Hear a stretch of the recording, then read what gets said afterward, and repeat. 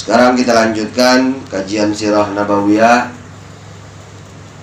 melalui kitab Tarikhul Hawadits wal Ahwalin Nabawiyah yang disusun oleh Abuya Sayyid Muhammad bin Ali Al-Maliki. Masih menceritakan kejadian-kejadian yang terjadi di tahun ke-6 Hijriah.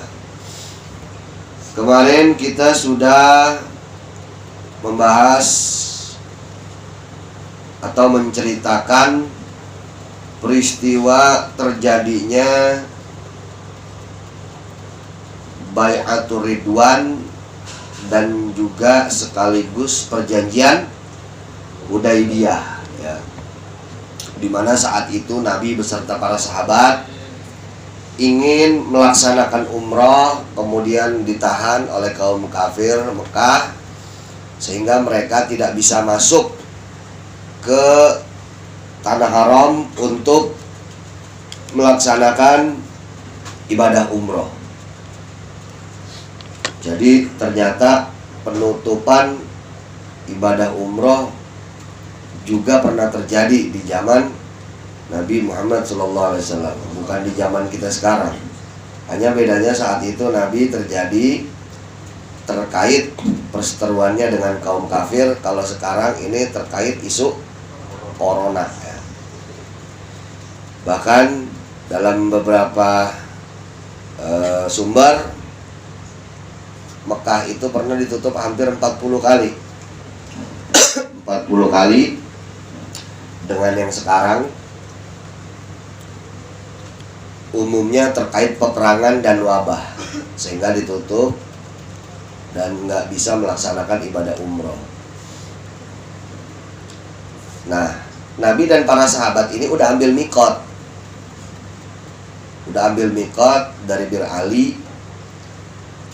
Yang namanya udah ambil mikot, maka harus melaksanakan ibadah sampai kelar, ya, sampai ditutup dengan tahallul dan menjauhkan larangan-larangan yang dilarang dalam ibadah umroh atau haji tersebut.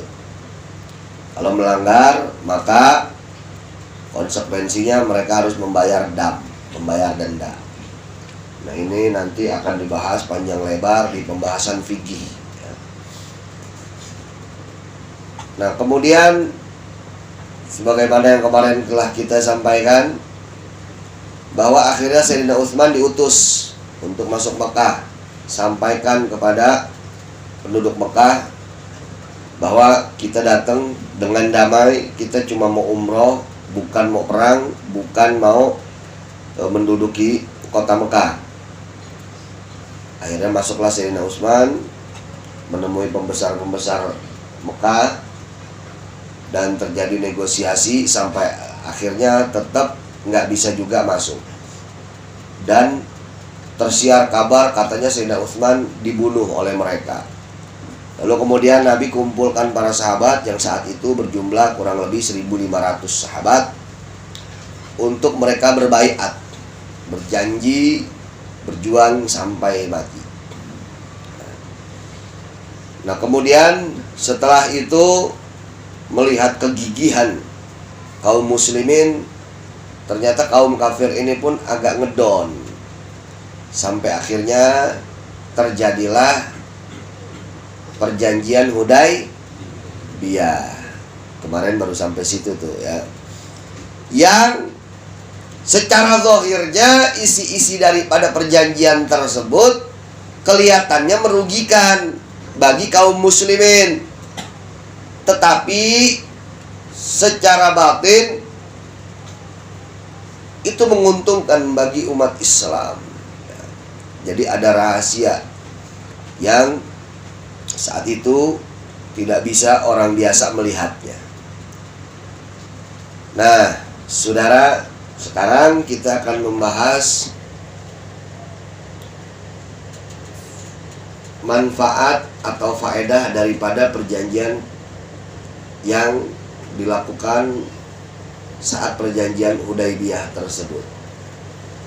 Bismillah, walhamdulillah, wassalatu wassalamu ala rasulillah wa ala alihi wa sahbihi wa mawala wa la hawla wa la quwata illa billah. Qala al-mu'allif radhiyallahu anhu arda wa anna jami'an wa kana min fawaidil hudnah. Dan telah ada dari beberapa faedah-faedah al-hudnah, gencatan senjata. Jadi gencatan senjata tersebut menguntungkan umat Islam. Yang pertama, hifdzul mustad'afin fi Makkah minal muslimin. Dengan perjanjian itu, hifdzul mustad'afin, terjaga kaum-kaum yang lemah, terjaga orang-orang yang lemah yang ada di Mekah minal muslimin, dari golongan orang-orang Islam. Jadi orang-orang Islam yang saat itu masih tinggal di Mekah, belum bisa keluar Mekah, dengan perjanjian tersebut mereka nggak boleh diganggu oleh orang-orang Mekah tersebut, karena mereka terikat perjanjian Hudaybiyah ini. Jadi mereka bisa tetap tinggal di Mekah dengan keislaman mereka. Berbeda dengan waktu sebelumnya. Waktu sebelumnya itu mereka diganggu, bahkan ada yang dibunuh pula. Tapi begitu perjanjian ini, mereka-mereka muslim yang masih di Mekah, belum hijrah ke Madinah, mereka nggak boleh diganggu, nggak boleh dicolek. Kemudian yang kedua, Islamu katsir min kufar Quraisy. Islam menyebar di kalangan kaum kafir Quraisy biikhtilatihim bil muslimin, karena berkumpulnya mereka dengan orang-orang muslim, wa maji'ihim ilal Madinah, dan karena kedatangan mereka ke Madinah, wa samaihim kalam Allah, dan karena mendengarnya mereka firman Allah, wa ru'yatihim mu'jizatihi sallallahu alaihi wasallam, dan karena melihatnya mereka akan mukjizatnya Rasulullah sallallahu alaihi wasallam. Jadi singkat cerita, begitu perjanjian Hudaybiyah, mereka sepakat untuk tidak saling memerangi. Antara Madinah Mekah nggak saling memerangi. Jadi semakin sering interaksi antara orang kafir dengan orang muslim.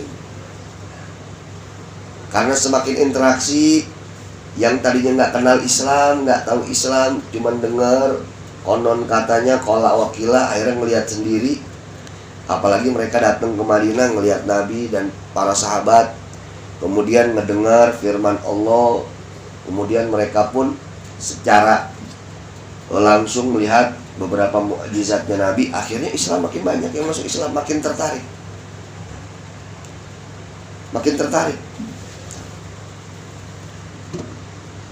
Makanya ada satu pepatah, kullu adawatin qad turja syifa'uhu illa adawah man adaka bil hasadi.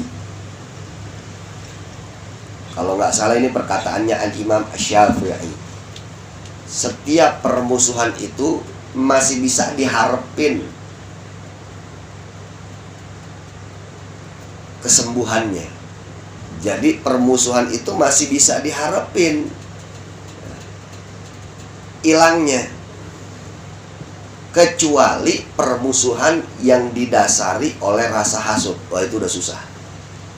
Ente nggak resep sama dia karena nggak kenal, akhirnya musuh sama dia. Tapi begitu kenal, wah ternyata nggak seperti yang selama ini gue denger ya. Ternyata nggak selama ini seperti yang gue kira ya. Nggak seperti kata orang-orang. Ternyata orangnya enak, asik, nggak neko-neko, baik. Oh, yang tadinya musuh jadi deman, saudara, jadi seneng. Nah, tapi kalau dari awalnya permusuhannya itu didasari rasa hasud, udah sulit. Kalau hasud sulit. Kalau udah hasud sulit. Kita nggak demen sama dia karena hasud, ya sulit. Nah, biarpun dia baik bagaimana, pasti ada suudzonnya aja kita. Ini lagi ada maunya kayaknya nih. Ini bayang gini kayaknya lagi ada maunya. Hasut udah. Nah. Contoh simpelnya saudara yang dialami oleh FPI. Dulu banyak orang yang benci sama FPI, betul? Wah, benci. FPI dikatain Wahabi, dikatain Syiah, udah Wahabi Syiah lagi. Padahal kan Wahabi sama Syiah musuhan ya. Ini mah Wahabi Syiah juga ya. FPI dikatain Wahabi. Kenapa? Karena banyak yang jenggotan, banyak yang katanya pakai kainnya ngatung. Padahal orang-orang Hadramut juga di Yaman pakai kainnya ngatung. Oh, FPI katanya Syiah. Kenapa? Karena Habib Rizik pernah ke Iran 7 hari. Wah, Habib Rizik ke Iran 7 hari dibilang Syiah ya. Bagaimana yang kuliah di Amerika bertahun-tahun dibilang kafir dong ya. Macam-macam saudara. Begitu tahu ternyata ya, yang tadinya benci jadi cinta. Wah, nggak nyangka kita ternyata FPI begini ya. Ternyata FPI begitu ya. Banyak kagetnya. Ya, dia selama ini ngelihat di TV. Di TV kan yang ditayangin itu FPI lagi ngancurin tempat biliar ya. FPI lagi ngancurin diskotik. FPI lagi ngejar-ngejar banci ya.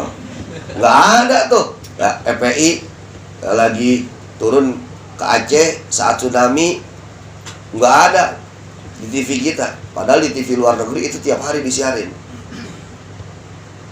Seiring berjalan medsos sekarang makin maju. Kalau dulu orang cuman dapat informasi dari TV doang, sekarang udah bisa dapat dari Facebook, dari Instagram, dari Twitter. Begitu ternyata dari Facebook banyak hal-hal yang mereka nggak tahu tentang FPI yang selama ini mereka nggak dapetin dari media-media yang ada, baik media cetak ataupun elektronik, TV ataupun koran-koran. Begitu lihat dari Facebook, wah ternyata FPI ada bakti sosial juga, nggak seperti yang selama ini kita kira cuma ngancur-ngancurin tempat. Ada ngajinya juga, ada ininya juga. Wah, akhirnya makin banyak yang penasaran, pengen cari tahu. Udah tahu, ternyata cinta. Udah cinta, ada yang ikut gabung, ada yang nggak gabung tapi ngedukung. Facebook walahan. Akhirnya sekarang ditutup sama Facebook aksesnya. Coba-coba ente posting foto Habib Rizik, posting FPI, ya kan? Hilang aja akun ente ya. Anda bikin fanpage udah 6 kali ya, udah 6 kali ya, yang like kerja udah ribuan. Begitu majang foto Habib Rizik dong, besok langsung hilang. Kenapa? Ketakutan mereka mendapat informasi yang benar. Akhirnya banyak yang seneng. Wah, kalau begini ntar makin banyak nih, nggak bisa begini, nggak. Akhirnya ditutup. Makanya sekarang coba-coba ente masang-masang foto FPI, foto Habib Rizik ya. Fotonya doang udah takut banget dia ya, apalagi orangnya ya. Tapi kalau misalkan didasari rasa hasut ya, itu udah sulit sembuhnya. Ente nggak demen sama FPI emang gara-gara hasut, udah nggak bakal bisa. Emang ente nggak demen sama FPI kenapa? Nggak demennya karena hasut, bukan karena yang lain-lainnya. Karena FPI anarkis. Begitu tahu ternyata FPI nggak anarkis, FPI kenapa bisa sampai hancurin diskotik? Oh, ternyata ada proses panjang sebelum itu diskotik dihancurkan. Oh, ternyata ada prosesnya. Wah, wajar kalau begitu sama FPI ngancurin itu diskotik. Mungkin kalau kita mau kita bakar itu, bukan kita hancurin lagi. Nah, akhirnya tahu dia. Tapi kalau misalkan dari awal udah hasut, beda. Mau bagaimana juga, tetap aja nggak bakal seneng. Karena udah didasari rasa hasut. Pokoknya ngeliat laguan FPI bagaimana, udah hasut aja udah. Dikatain Wahabi nggak mempan, dikatain Syiah. Dikatain Syiah nggak mempan, dikatain anak buahnya ISIS. Dikatain anak buahnya ISIS ternyata nggak kebukti, dikatain sekarang anti Pancasila.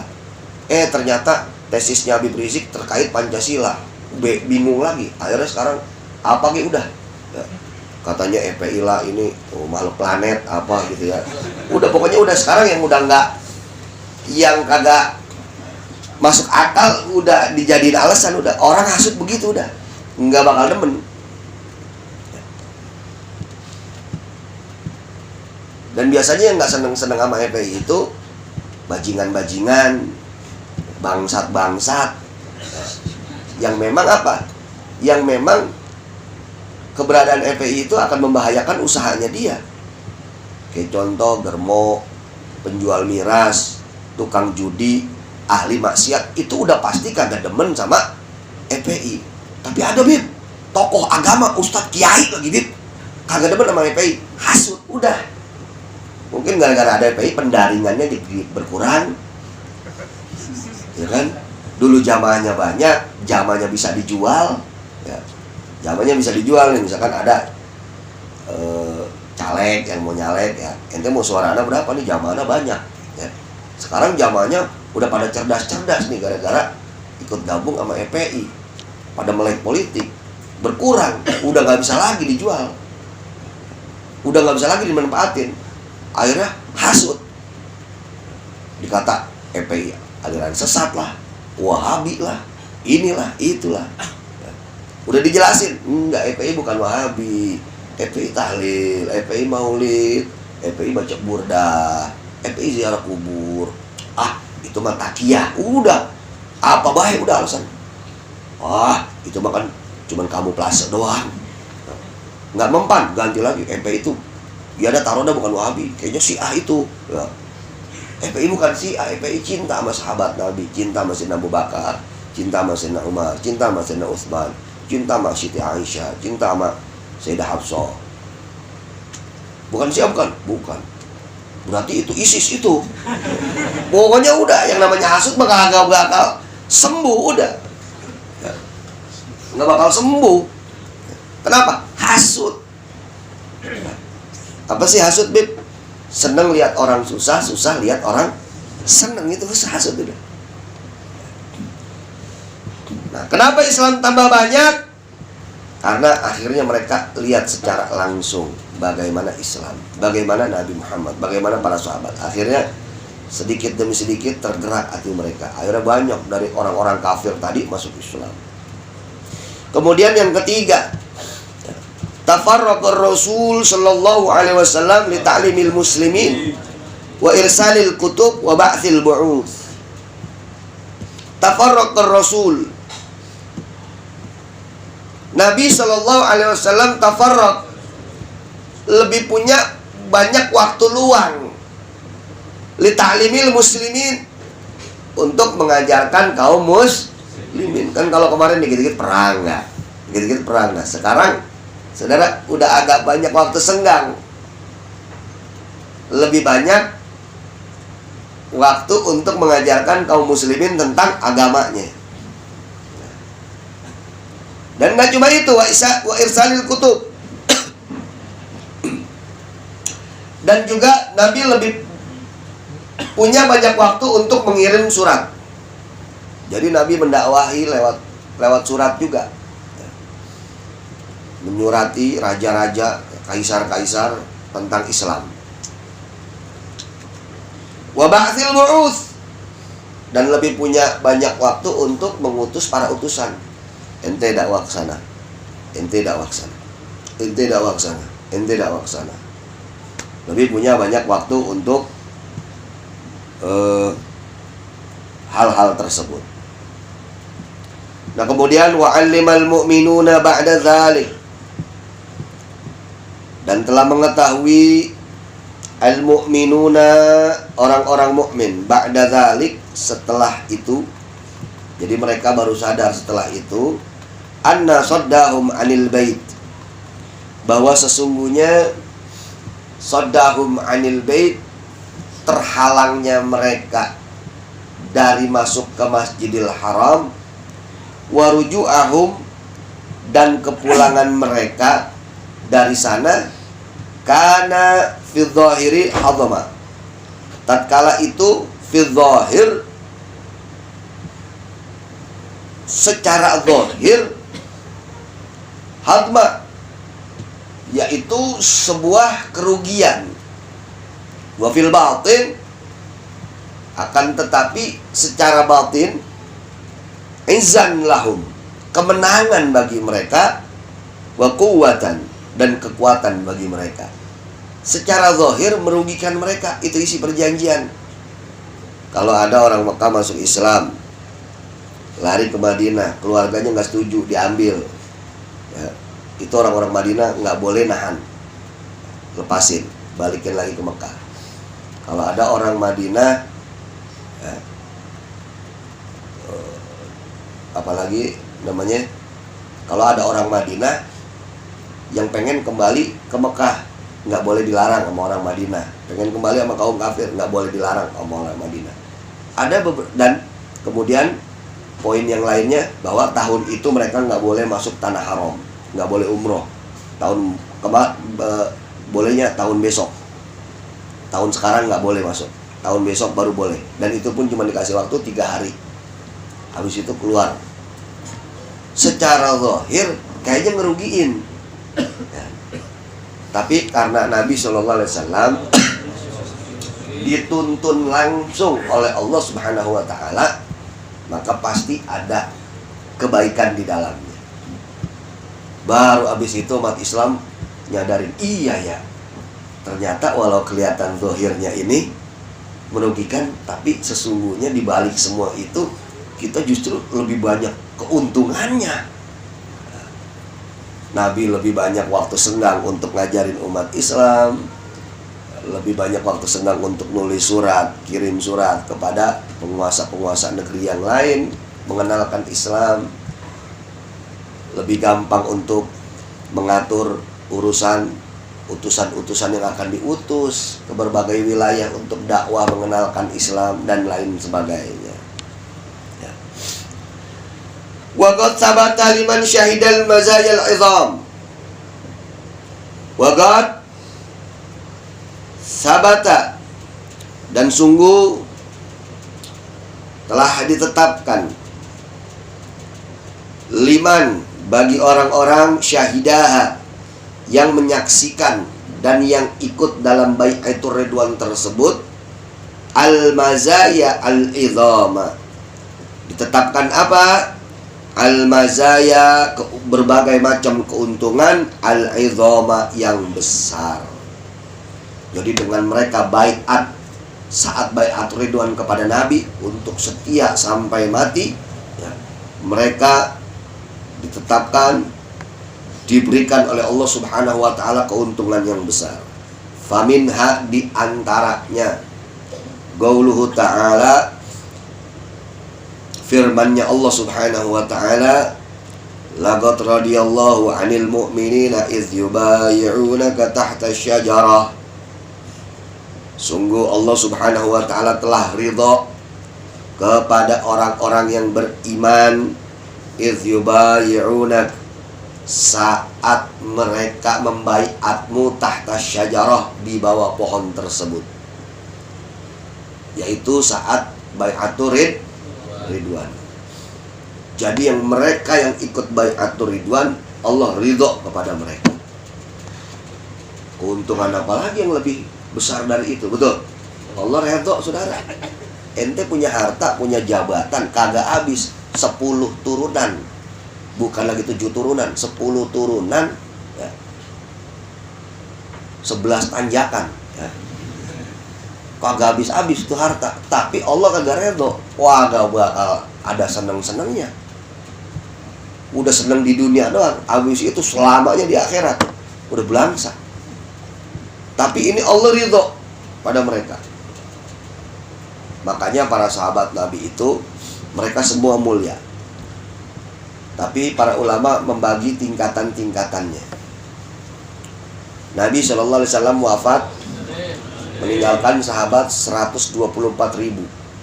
Dari 124.000 tersebut, mereka itu memiliki kemuliaan yang berbeda-beda antara satu dengan yang lain secara khusus. Di antaranya yang ikut ya, dari 124.000 tersebut, yang paling mulia di antara mereka adalah yang 1.500 orang sahabat yang ikut saat Bai'atur Ridwan tersebut. Dari 1.500 tadi, yang paling mulia di antara mereka adalah yang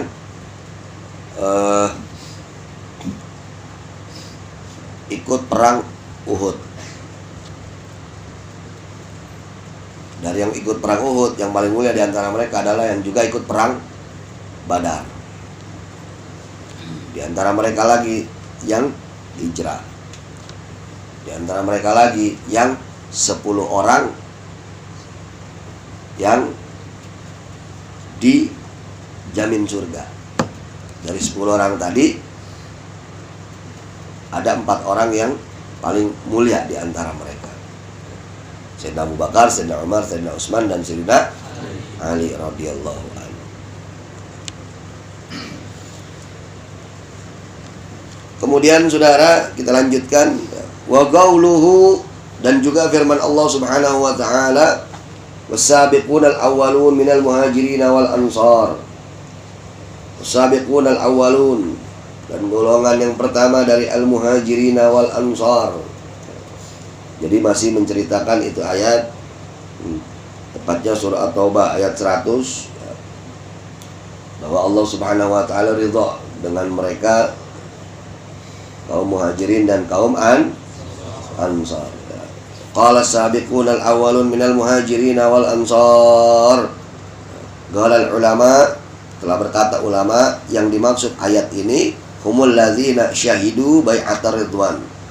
As-sabiqunal awwalun minal muhajirin wal ansar, orang-orang yang pertama dari golongan muhajirin dan ansor, yang dimaksud dalam ayat ini menurut ulama yaitu humul ladzina syahidu bai'atar ridwan. Mereka-mereka yang syahidu, telah menyaksikan, telah ikut bai'atar ridwan. Wa fi hadhil qisah, dan berkaitan dengan kejadian ini ada suatu kisah. Wa fi hadhil qisah waqa'at qisatu Abi Jandal bin Suhail. Ada satu kisah dari seorang sahabat yang namanya Abu Jandal bin Suhail. Wa kana qad laja'a ilal muslimin asna al-mufawadati ala kitab syurut.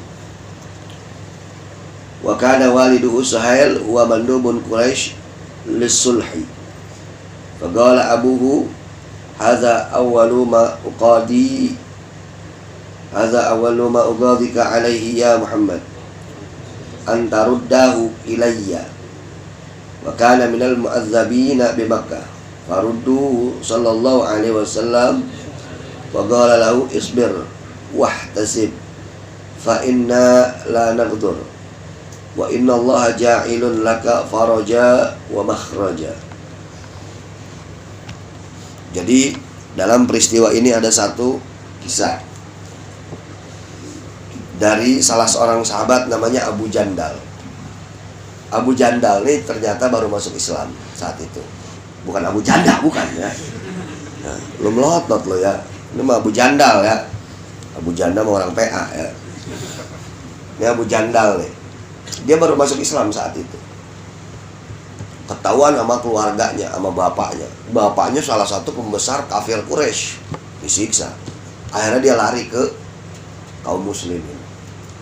Nah, begitu perjanjian,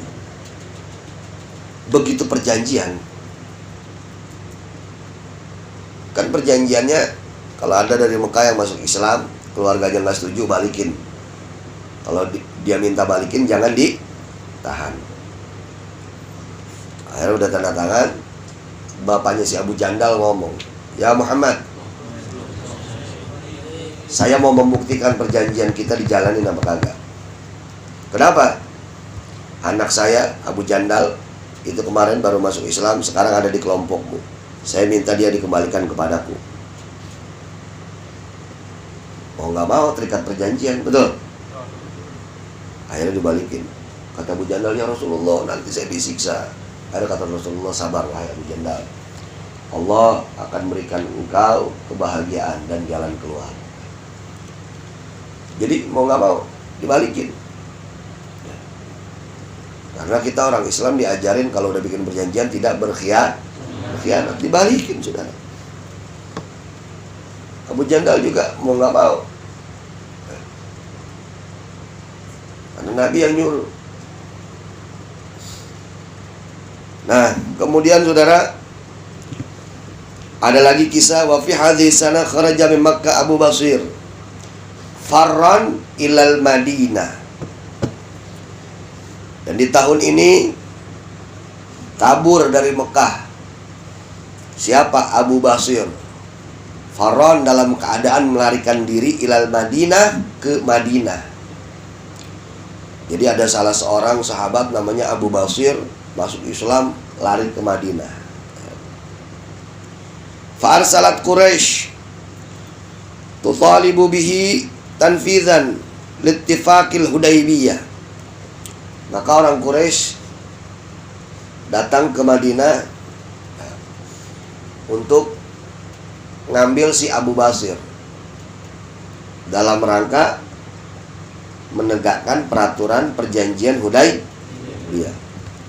Datang ke Madinah, wahai Rasul, wahai Muhammad, Abu Basir telah lari dari kami ke Madinah. Sekarang kami mau ambil kembali. Faraddahu sallallahu alaihi wasallam ma'al marsul alladhi ja'a yutalibu bih. Lalu Nabi panggil Abu Basir, wahai Abu Basir, ini orang Mekah, ini utusan dari Mekah meminta engkau untuk kembali. Kita sudah terikat perjanjian Abu Basir, kita ikuti perjanjian itu. Saya minta engkau ikut kembali bersama mereka. Akhirnya ikut kembali bersama mereka. Faraja'a, maka mereka kembali. Walakinnahu fit tariq ihtala 'ala Rasul wa qatlah. Tapi begitu di tengah jalan, si Abu Basir nih ya nggak mau kembali ke Mekah. Nggak mau kembali ke Mekah. Dua orang utusan Quraisy ini yang jemput dia di tengah jalan, gimana caranya gua nggak mau kembali ke Mekah. Akhirnya dia pakai strategi, ini strategi Soviet ya. Salah satu bawa pedang. Dia bilang, wah pedang ente bagus juga tuh ya. Buatan mana itu ya? Baru lihat itu ya. Nah ini orang begitu dipuji pedangnya ya, ngabul dah. Wow, ini nggak ada yang punya ini ya. Limited edition ini ya. Nggak punya yang lain di Mekah, cuman gua doang ini yang punya ya. Wah bagus itu ya. Keren amat itu pedang ente ya. Lah, iya mahal. Wah udah pasti ya. Beli di mana itu? Oh, udah dah, itu nggak kuat dah ya. Pokoknya dipuji-puji ini. Kali boleh kali ya, ngeliat mah dikit ya. Boleh ya.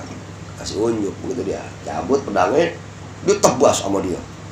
Tajam gak nih? Ulah tajam. Coba aja. Ya udah gua coba, jobrek. Dimatiin itu orang. Mati. Mati yang punya pedang.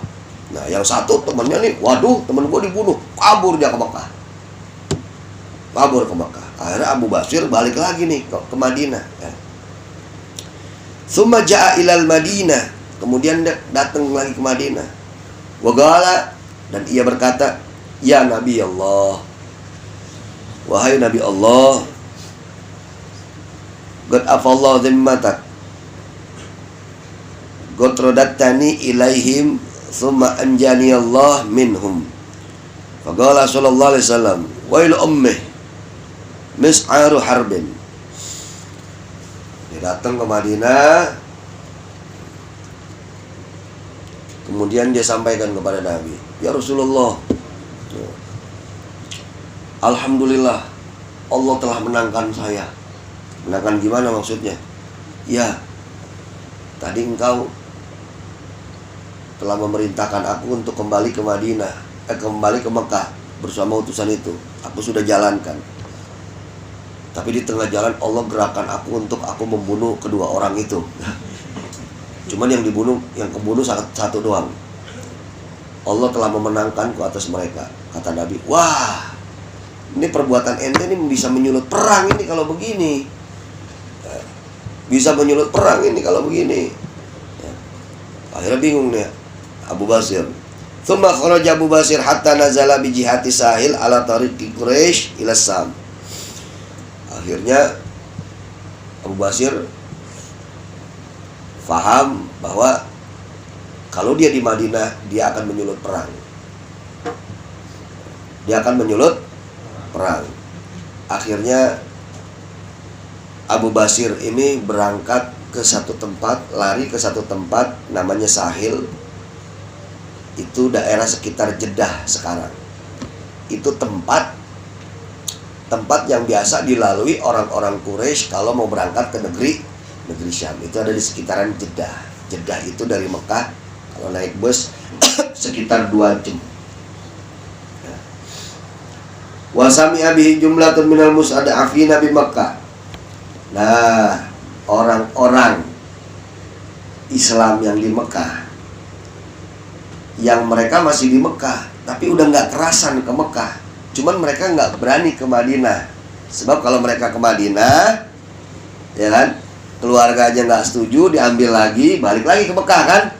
Nah, akhirnya mereka ngedengar Abu Basir di Jeddah. Ya. Mungkin kalau sekarang zaman HP-HPan mah ya, Abu Basir bikin status ya. Lagi di Sahil ya. Tempatnya namanya Sahil. Akhirnya orang-orang Muslim yang lemah yang di Mekah akhirnya tertarik untuk gabung bersama Abu Basir di sana. Wah, kalau misalkan ke Madinah ntar gua dibalikin lagi, bisa ribet nih urusan. Tapi di Mekah udah nggak kerasan, udah ke sono aja. Dan orang-orang kafir Mekah pun nggak bisa nyalahin orang Madinah, nyalahin Nabi, ya kan? Loh, nggak di sini kok, dia ada di sana. Kalau mau ambil silakan ambil. Akhirnya saudara ngumpul di situ, jadi tempat pelarian. Jadi tempat pelarian beberapa orang yang di Mekah. Ngumpul akhirnya jadi satu. Si Abu Jandal yang tadi itu dibalikin sama bapaknya, lari ikut Abu Basir ke situ. Kemudian sahabat yang lain lari ke situ. Akhirnya falaiku bihi, maka berkumpullah mereka di sana. Wadayyiku ala Quraisy, dan itu bikin puyeng orang-orang Quraisy. La yaqaruna bi ahadin minhum illa qataluh wala tamurru bihim iran illa tata'uha. Jadi tidaklah orang-orang Mekah ini datang ke sono kecuali berhadapan sama mereka. Dan keberadaan mereka di situ itu bikin orang-orang Quraisy puyeng. Kenapa? Sebab kalau ada rombongan dagang orang Quraisy di situ dijegat sama mereka. Lu udah bikin susah gua, karena gua bikin susah lu. Pokoknya digangguin dah bahasanya. Akhirnya puyeng ini orang-orang Quraisy. Hatta katabat Quraisyun ila Rasulillah sallallahu alaihi wasallam. Tas'aluhu biarhamiha ila awahum. Fala hajata lahum bihim fa awahum sallallahu alaihi wasallam faqadimu alaihi al-Madinah faqadat mu'jizatun wa karamatun. Akhirnya mereka datang ke Nabi, ya Rasulullah, wahai Muhammad, ini tolong dong nih, kondisiin tuh teman-teman ente yang ada di Sahil. Loh, kan perjanjiannya, yang datang ke sini silakan ambil, kita nggak larang. Ada di sini gak? Di Madinah gak? Enggak. Ya udah, adanya di sono. Ya udah silakan, urusan ente. Ada nggak ada urusan? Puyeng akhirnya. Begitu puyeng akhirnya orang Quraisy nyerah juga. Ya udah dah, sekarang mah begini dah, terserah mereka dah. Mereka mau ke Mekah, mau ke Madinah, udah kita kagak ganggu dah. Akhirnya ya orang Quraisy ini ngomong sama Nabi, wahai Rasul, wahai Muhammad, sampaikan kepada mereka yang ada di Sahil, kalau mereka mau kesini datang ke Madinah, kita nggak bakal ambil mereka, nggak bakal jemput lagi mereka ke Mekah. Pokoknya yang penting jangan di situ dah. Emang apa? Ribet urusannya. Dagangan kita habis sama dia pada. Ya. Udah sekarang mah dia mau ke Madinah dah, nggak apa-apa dah, sama ente bareng-bareng dah. Nggak, kita nggak ambil lagi. Ya udah, kalau begitu. Akhirnya Nabi sampaikan kepada mereka yang ada di Sahil. Yang ada di Sahil, Abu Basir, Abu Jandal, dan yang lainnya, kalau kalian mau ke Madinah sekarang, silakan. Ya Rasulullah, nanti orang-orang Mekah ngambil kami lagi. Enggak. Mereka udah ngomong katanya, nggak apa-apa di Madinah, yang penting jangan di situ. Kenapa ngeribetin? Akhirnya mereka datang ke Madinah bareng-bareng. Ya. Alhamdulillah. Jadi ternyata saudara lebih banyak keuntungannya ketimbang kerugiannya. Ini merupakan strategi, ya. Strategi yang dipakai oleh Nabi, tapi tetap melalui tuntunan Allah Subhanahu wa Ta'ala. Dan pada akhirnya ternyata luar biasa. Perjanjian Hudaybiyah ini memberikan perubahan besar terhadap perkembangan umat Islam. Akhirnya umat Islam makin berkembang ke depannya. Setelah perjanjian Hudaybiyah ini, kelihatannya merugiin, tapi pada hakikatnya ternyata justru umat Islam mendapatkan banyak keuntungan dari perjanjian Hudaybiyah ini. Kita sambung insyaallah di pekan depan. Wallahu a'lam bishawab. Mudah-mudahan bermanfaat. Bil qabul al-Fatihah.